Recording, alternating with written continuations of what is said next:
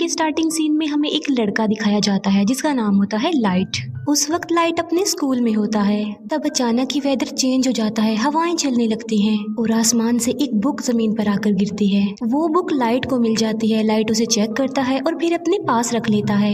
यहाँ पर हम ये जान पाते हैं कि ये कोई आम बुक नहीं थी, बल्कि ये एक एंशिएंट बुक थी। तभी वहाँ पर बारिश भी होने लगती है। अंदर जाते हुए लाइट देखता है कि स्कूल का एक नॉटी लड़का दूसरे लड़के को परेशान कर रहा है और लाइट उस लड़के को ऐसा करने से मना करता है, जबकि बदले में वो लड़का लाइट को पंच मारता है। लाइट के साथ साथ उसका बैग भी जमीन पर गिर जाता है। एक टीचर को लाइट के बैग से दूसरे स्टूडेंट्स के होमवर्क मिल जाते हैं। यहाँ पर लाइट का ये सीक्रेट रिवील हो जाता है कि वो दूसरे स्टूडेंट्स के होमवर्क करता है। इस बात की वजह से लाइट को प्रिंसिपल के पास भेजा जाता है। पनिशमेंट देने के लिए लाइट को अकेला ही एक रूम में रखा जाता है।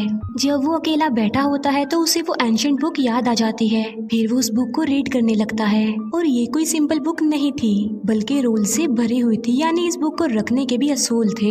ये बुक सदियों पुरानी थी। इस बुक को पाकर लाइट को काफी अजीब फील होता है। जब वो इस बुक को एग्जामिन कर रहा होता है तब वहाँ पर अजीब चीजें होना शुरू हो जाती हैं। वहाँ पर लाइट एक अजीब चीज को नोटिस करता है जो इंसान नहीं था बिल्कुल भी, बल्कि वो एक क्रिएचर था। उसकी बॉडी की स्किन नोकदार थी और वो काफी डरावना और क्रीपी लुक दे रहा था। लाइट उसे देखकर बहुत ज्यादा डर जाता है, लेकिन बाद में उसे सारी बात समझ में आ जाती है कि ये कोई क्रिएचर नहीं बल्कि एंजल ऑफ डेथ है, यानी मौत का फरिश्ता। और ये एंजल ऑफ डेथ इस बुक का गार्डियन है। एंजल ऑफ डेथ लाइट को इस बुक की रियलिटी बताता है कि ये क्या क्या कर सकती है। इस बुक में कुछ स्पेसिफिक नोट्स हैं जिन्हें डेथ नोट्स कहा गया है। जिस इंसान के पास ये बुक होती है वही इसका ऑनर होता है, यानी उस वक्त इस बुक का ऑनर लाइट था। इस बुक की बड़ी बात यह है कि इसके डेथ नोट्स पर जिसका भी नाम लिखा जाएगा वो मर जाएगा। बुक का मालिक किसी को भी अपनी पसंद के तरीके से मार सकता है। लाइक वो कोई भी तरीका चूज करके बुक में राइट कर दे तो मरने वाला सेम उसी मेथड उसी पैटर्न से ही मरेगा। लेकिन ऐसा करने के लिए ऑनर को कुछ रूल्स को फॉलो करना होगा। लाइट फिलहाल तो इस बात पर बिलीव नहीं करता। बुक के साथ जो एंजल ऑफ डेथ होता है वो सिर्फ उसी इंसान को नजर आता है जो बुक का ऑनर होता है उस वक्त। अब एंजल ऑफ डेथ लाइट को बताता है कि 7 दिन में उसने इस बुक में एक नाम तो जरूर लिखना है, और अगर उसने ऐसा ना किया और किसी का भी नाम इस बुक में ना लिखा तो ये बुक किसी और के पास चली जाएगी। किसी का भी नाम बुक में लिखने की शर्त ये है कि ऑनर को उस पर्सन का ओरिजिनल नेम और फेस जरूर याद होने चाहिए, और मौत का कोई एक तरीका लिखा जाएगा जो एक्चुअल में होता है। एंजल ऑफ डेथ लाइट को कहता है कि तुम्हें जरूर इस बुक को आजमाना चाहिए। तभी लाइट विंडो से उस नॉटी लड़के को देखता है जो उस वक्त भी किसी को परेशान कर रहा होता है और उसने लाइट को भी मारा था। एंजल ऑफ डेथ की बात मानकर लाइट उस बुक में उसी लड़के का नाम राइट कर देता है और उस लड़के की मौत का वो ये तरीका लिखता है कि उसका सर क्रश होगा। फिर हम बाहर का नजारा देखते हैं जो कि अचानक से बदल जाता है। 2 गाड़ियां आपस में टकरा जाती हैं और एक गाड़ी में लोहे की लेडर्स पड़ी हुई थी, जिससे सच में उस लड़के का सर क्रश हो जाता है। लाइट समेत सब लोग ये देखकर काफी हैरान रह जाते हैं। ये सब कुछ देखकर अब लाइट को भी यकीन आ गया था कि जो कुछ भी उसे एंजल ऑफ डेथ ने बताया है वो सच है। इसी वजह से लाइट काफी डर जाता है। एंजल ऑफ डेथ लाइट को बताता है कि तुम इस बुक की मदद से बहुत कुछ कर सकते हो, लेकिन अगर तुम इस बुक को लेना नहीं चाहते तो मैं इसका मालिक किसी और को बना दूंगा। इसके बाद लाइट अपने घर वापस आ जाता है। घर में हम लाइट के फादर को देखते हैं जो कि एक डिटेक्टिव थे। फिर हमें दिखाया जाता है कि कुछ साल पहले एक क्रिमिनल ने लाइट की मदर का मर्डर कर दिया था, लेकिन वो क्रिमिनल सबूत ना होने की वजह से खुला घूम रहा था। इस बात की वजह से दोनों बाप बेटे के रिलेशन भी कुछ खास नहीं थे।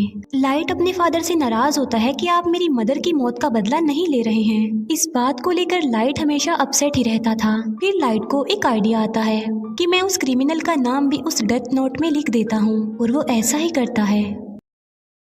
उस क्रिमिनल का नाम वो डेथ नोट में लिख देता है। फिर हमें वही क्रिमिनल दिखाया जाता है जो कि अपने साथियों के साथ पार्टी कर रहा था, और सडन देखते ही देखते सबकी आंखों के सामने उसकी मौत हो जाती है। जब बाप बेटे को उस क्रिमिनल की डेथ की खबर मिलती है तो वो काफी खुश हो जाते हैं। यहाँ पर लाइट ने अपनी मदर की डेथ का बदला भी ले लिया और लाइट और उसके फादर का रिलेशन भी अच्छा हो गया। फिर लाइट सोचता है कि आखिर इस बुक की पावर को अच्छे कामों के लिए कैसे इस्तेमाल किया जाए।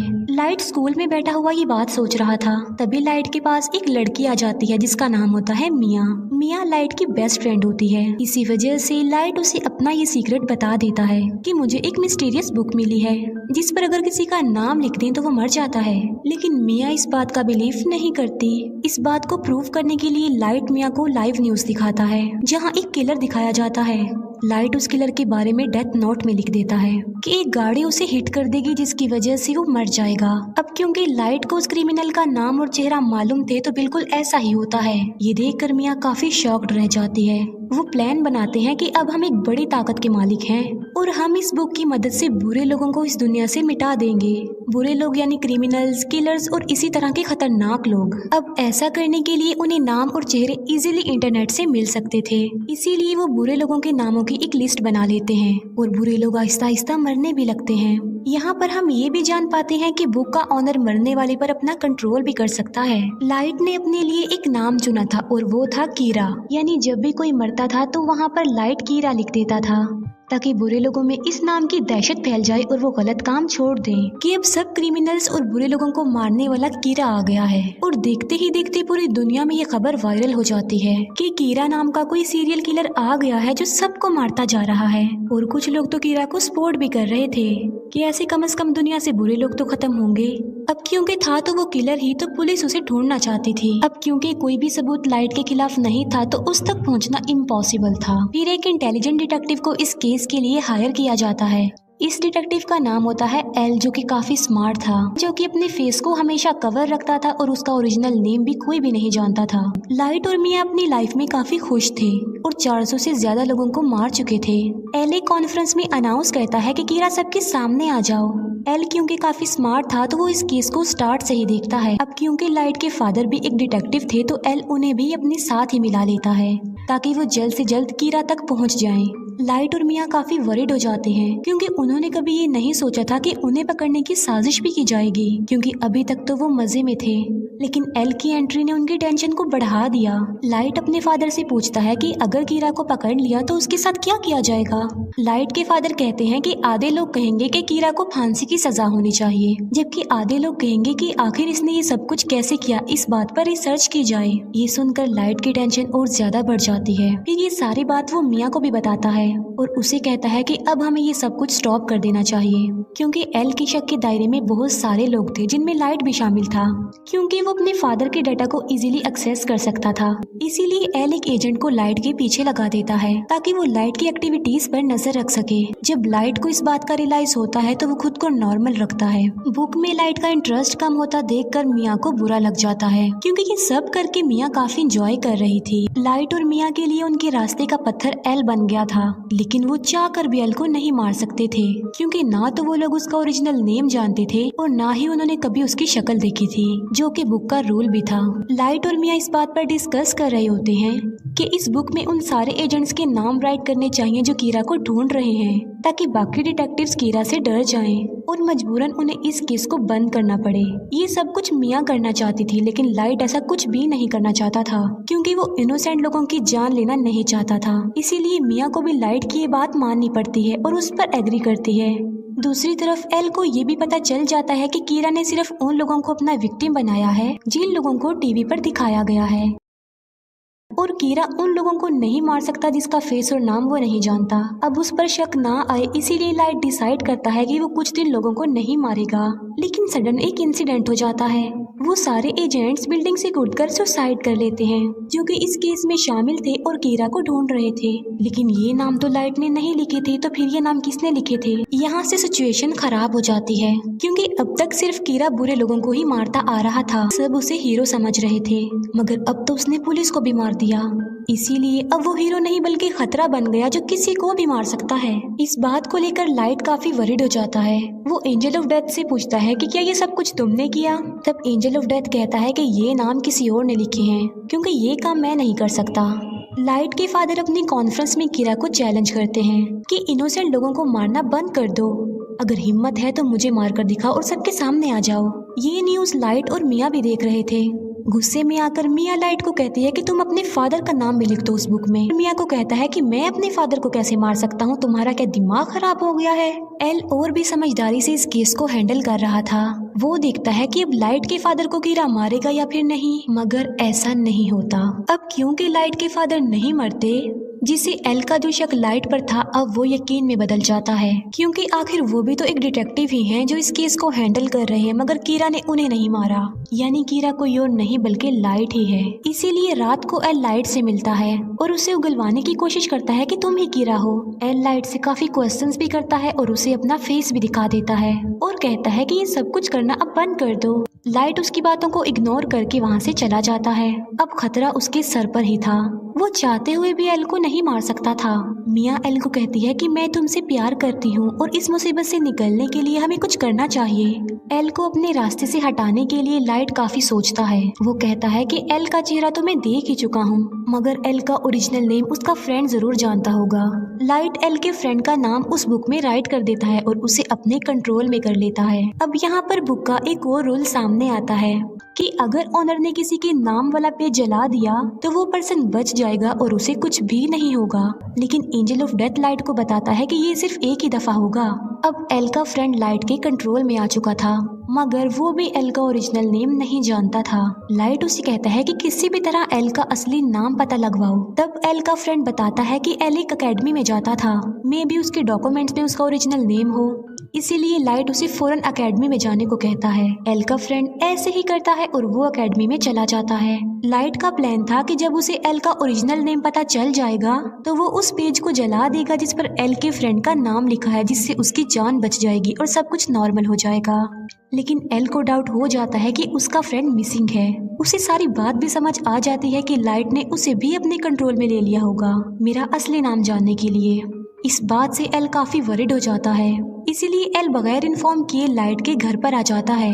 वो लाइट के फादर को कहता है कि आपका बेटा ही असल कीरा है और इसी ने ही मेरे फ्रेंड को गायब भी किया है। लेकिन लाइट पर किसी को भी शक नहीं था क्योंकि उसके खिलाफ कोई सबूत जो नहीं था। एल उनके घर की तलाशी लेता है, मगर उसे वहाँ पर कुछ भी नहीं मिलता, ना ही वो एंशिएंट बुक मिलती है क्योंकि मिया उसे अपने साथ ले गई थी। फिर लाइट को एल के फ्रेंड की कॉल आती है कि मैं एकेडमी तक पहुंच गया हूं और उसके पास बस थोड़ा ही टाइम रह गया था और एल का फ्रेंड बस नाम बताने ही वाला होता है। जब लाइट पेज को जलाने लगता है तो वो दिखता है कि वहां पर तो वो पेज नहीं है बल्कि गायब हो चुका है। इसीलिए नाम बताने से पहले ही एल के फ्रेंड की मौत हो जाती है। इस बात से लाइट को काफी दुख होता है। फिर एक डांस पार्टी में मिया ये राज रिवील करती है कि एल के फ्रेंड के नाम का पेज मैंने ही फाड़ा था और तो और पुलिस ऑफिसर्स के नाम भी उस बुक में मैंने ही लिखे थे। वो बताती है कि अब तो मैंने तुम्हारा नाम भी लिख दिया है उस बुक में। और लाइट की मौत का तरीका ये है कि आधी रात को उसकी हार्ट बीट बंद हो जाएगी और वो मर जाएगा।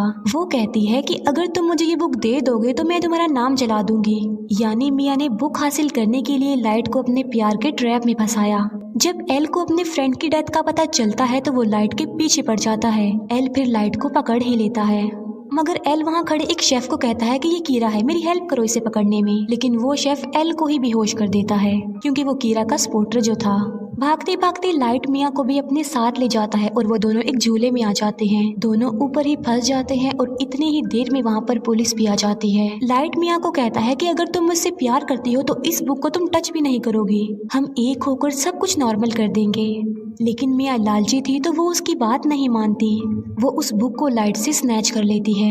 ये देखकर लाइट मिया को कहता है कि ये तुमने बहुत गलत किया है। ये सुनकर मिया समझ जाती है कि उस बुक में लाइट ने मेरा भी नाम लिख दिया होगा। अब दोनों के नाम ही बुक पर थे तो सडन दोनों नीचे गिर जाते हैं। मिया की तो मौके पर ही मौत हो जाती है, लेकिन लाइट पानी में जाकर गिरता है। फिर हम लाइट को एक हॉस्पिटल में देखते हैं जो कि कोमा में चला गया था।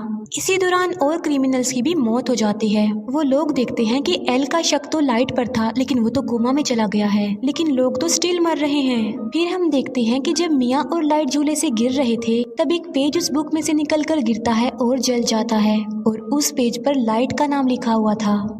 लाइट ने एक समझदारी की थी। जब उसे पता चला कि मिया ने उसका नाम लिख दिया तो उसने बुक में ये लिखा कि अगर मिया उससे ये बुक ले लेगी तो वो मारी जाएगी और वो पेज जिस पर लाइट का नाम लिखा हुआ है वो भी जल जाएगा और लाइट पानी में गिर जाएगा। इसी के साथ ही उसने बहुत सारे बुरे लोगों के नाम भी बुक में लिख दिए थे। एक बुरा डॉक्टर लाइट को पानी से बाहर निकालता है और उसे कोमा में भेज देता है और बाद में वही डॉक्टर सुसाइड कर लेता है। फिर एक और आदमी उस बुक को लेता है और उसमें बहुत सारे बुरे लोगों के नाम लिख देता है। बाद में वो आदमी उस बुक को लाइट के पास ले आता है। लाइट भी अब कोमा से बाहर आ चुका था। इसके बाद एल को सस्पेंड कर दिया जाता है, लेकिन वो एक आखिरी बार मिया के घर की तलाशी लेता है और वहाँ उसे मरने वाले सारे पुलिस ऑफिसर्स के नाम मिल जाते हैं। हैं, जिसकी वजह से सारा इल्जाम मिया पर आ जाता है। अब वो बुक लाइट के पास आ जाती है और वो भी बिल्कुल ठीक हो चुका था, लेकिन उसे नसीहत हो गई थी कि अब की बाद वो किसी पर भी ट्रस्ट नहीं करेगा। और इसी के साथ ही ये मूवी यहीं पर एंड हो जाती है। Thank you for watching.